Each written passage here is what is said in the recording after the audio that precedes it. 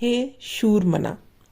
19 फरवरी 1915 कलकत्ता के Lovelock road पर स्थित घर में सरोजनी नायडू भारी मन से पिता की श्राद्ध संबंधी तैयारी में व्यस्त थी। तभी एक व्यक्ति ने आकर उन्हें एक पत्र थमा दिया।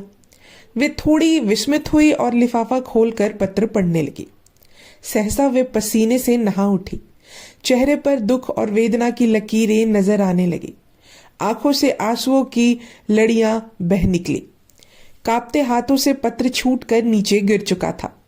किसी तरह स्वयं को संभालकर वे एक कुर्सी पर पहुंचकर बैठी और धम से उस पर बैठ गई।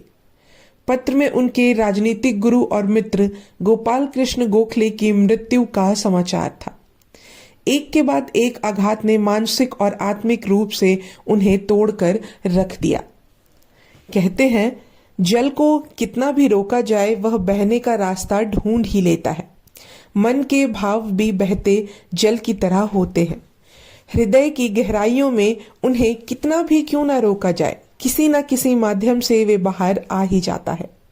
ऐसा ही कुछ सरोजनी नायडू के साथ हुआ। पिता की मृत्यु को उन्होंने किसी प्रकार सहन कर लिया था, लेकिन गोखले की मृत्यु ने उन्हें व्यथित कर दिया।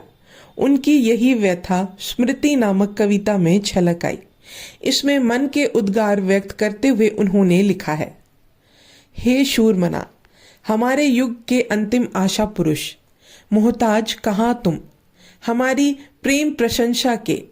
देखो उन शोकाकुल कोटि कोटि जनों को, कर रहे हैं जो परिक्रमा तुम्हारी चिता की। कर लेने दो प्रज्वलित उन्हें अपनी आत्माओं की उस होम अग्नि से। जल उठी है जो तुम्हारे हाथ से गिरी बहादुर मशाल से, कि जिससे हो चुके हमारे वज्रहात राष्ट्र का पोषण संरक्षण, और रहे उन्नत उसकी एकता का मंदिर। उस नित्यापासना में सिखाई है जो तुमने। गोखले एक मानव।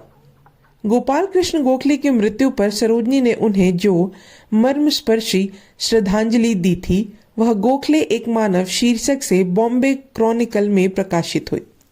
इसमें गोखले के साथ बिताए महत्वपूर्ण एवं यादगार क्षणों का उल्लेख किया गया था।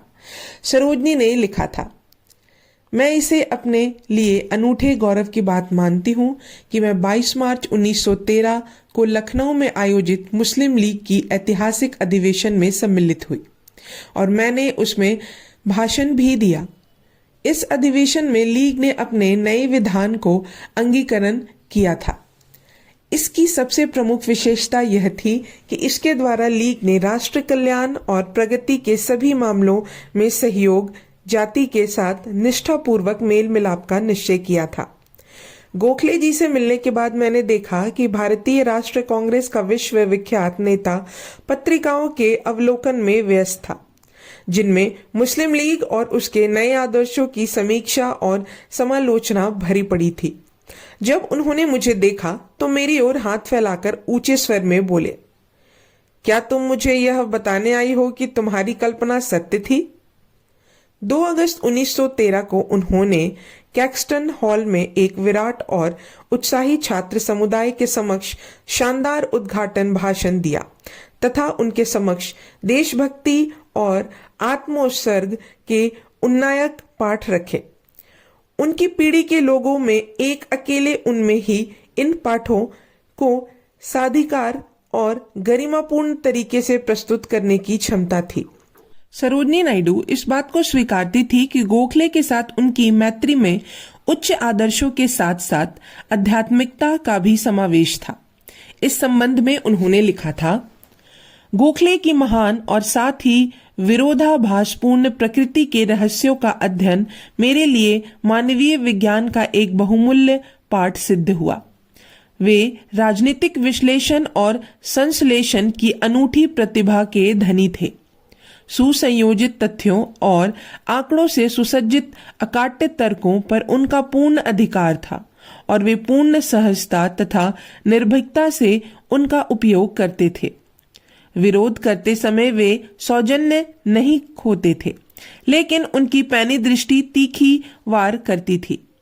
सम्मानपूर्ण समझौते के समय वे धैर्यपूर्वक गरिमा और साहस बनाए रखते थे। उनका राजनीतिक कौशल दूरगामी होता था और उसमें व्यापकता और संयम तथा ओज एवं प्रामाणिकता का अद्भुत सम्मिश्रण रहता था।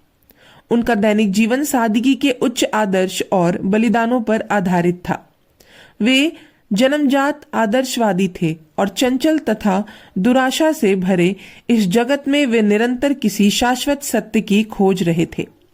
समस्त संघर्षों तथा अभिप्सा एवं शंकाओं की मर्मकता, व्यर्था और आस्था के सम्मोहन के बीच भी उनमें मानवीय संबंधों और स्नेह की अदम्य प्यास बनी रहती थी। यह भाग यही समाप्त होता है। अब हम अगले भाग में जानेंगे राजनीति की ओर। तब तक के लिए धन्यवाद।